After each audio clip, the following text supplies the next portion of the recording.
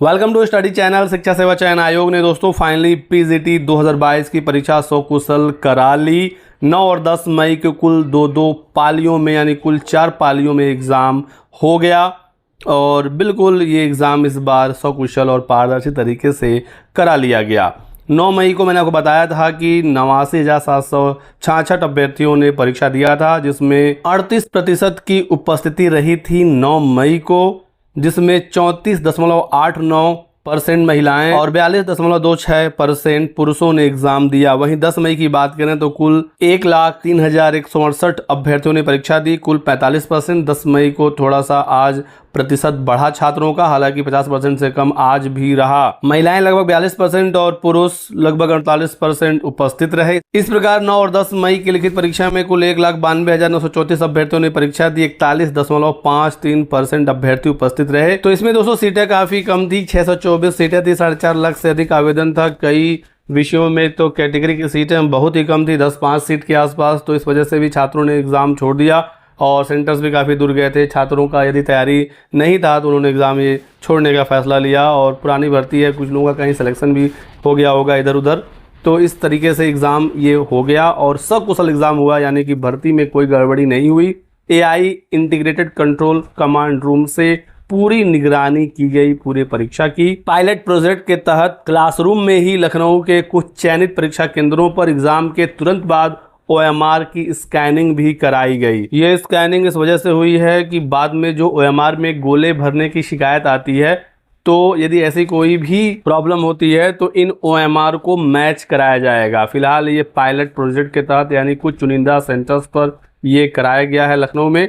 यदि ये सफल होता तो आगे चलकर इसका जो पैमाना है और भी ज़्यादा बढ़ाया जाएगा। 9 मई का देख सकते हैं जो पेपर था, घुमावदार प्रश्नों ने अभ्यर्थियों का चकराया दिमाग। प्रवक्ता भर्ती परीक्षा में गहराई से परखी गई विषय की समझ। तो जो क्वेश्चन है वो वन लाइनर बिल्कुल भी नहीं आ रहे हैं।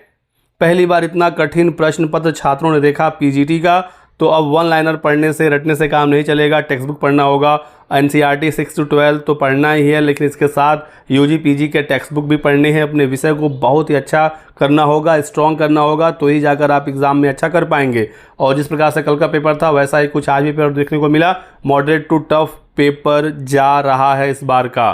तो जिन भी छात्रों का चयन हो जाता है 2022 पीजीटी में, हमारी तरफ से बहुत बहुत बधाई है। लेकिन जिनका भी चयन कुछ नंबरों से नहीं हो पाता है, बिल्कुल भी परेशान होने की ज़रूरत नहीं है, क्योंकि एक सीट पर 744 छात्रों का फाइट था। हालांकि 50% से कम छात्रों ने परीक्षा दी है, फाइट कम हुआ है, उसके बावजूद कट ऑफ ज़्यादा जाएगा क्योंकि जो सीटें हैं वो कम हैं। पेपर का लेवल भी इस बार अच्छा था। आयोग ने परंपरागत सवाल पूछने बंद कर दिए हैं। माध्यमिक शिक्षा सेवा चयन बोर्ड जिस प्रकार से कुछ ट्रेडिशनल क्वेश्चंस पूछता था वैसा नहीं है, तो अच्छे से अब आपको पढ़ना पड़ेगा। साथ ही साथ एक बहुत ही अच्छी खबर है, खुशखबरी आ गई है आप सभी लोगों के लिए।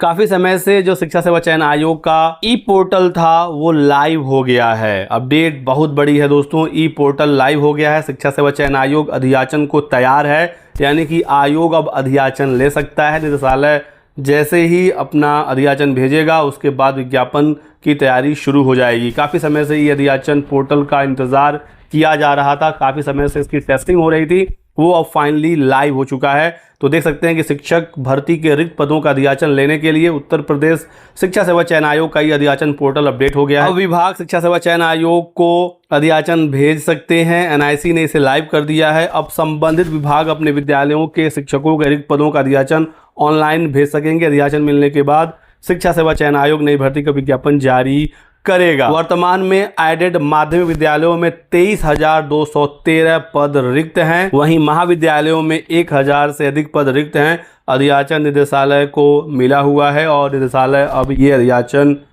शिक्षा सेवा चयन आयोग के अधियाचन पोर्टल पर अपडेट करेगा।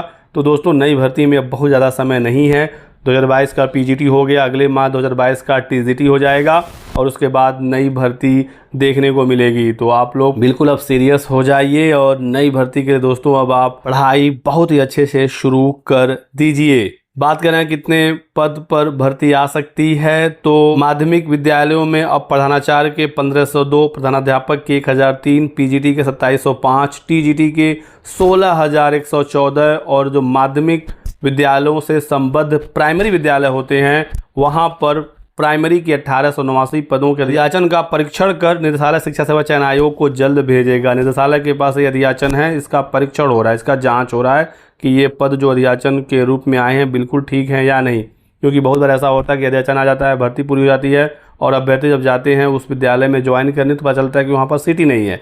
तो सब कुछ जांच परख करने के बाद भर्ती निकाली जाएगी और टीजीटी पीजीटी की बहुत बड़ी भर्ती दोस्तों देखने को मिलेगी। फिलहाल टीजीटी की जो रिक्तियां हैं 16,114 और पीजीटी के 2705, टोटल 23,213 पदों पर भर्ती इसी साल निकलेगा।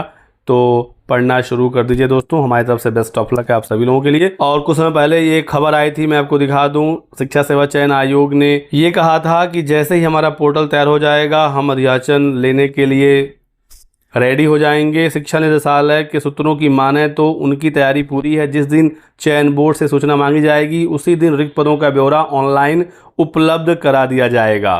तो निदेशालय ने ये कहा था कि बस हमें इंतज़ार है पोर्टल का, जैसे ही पोर्टल तैयार होता है हम तुरंत ही जो अधियाचन है वो पोर्टल पर अपडेट कर देंगे, उसके बाद आयोग इस पर विज्ञापन जारी कर सकेगा। तो देख सकते हैं कि तैयारी बिल्कुल है नई भर्ती का और आप लोग भी अपनी तैयारी करते रहिएगा। और भी कोई अपडेट आएगी मैं आपको जरूर सूचित करूंगा। बने रहें हमारे साथ किसी प्रकार की ऑथेंटिक अपडेट के लिए। Thanks for watching.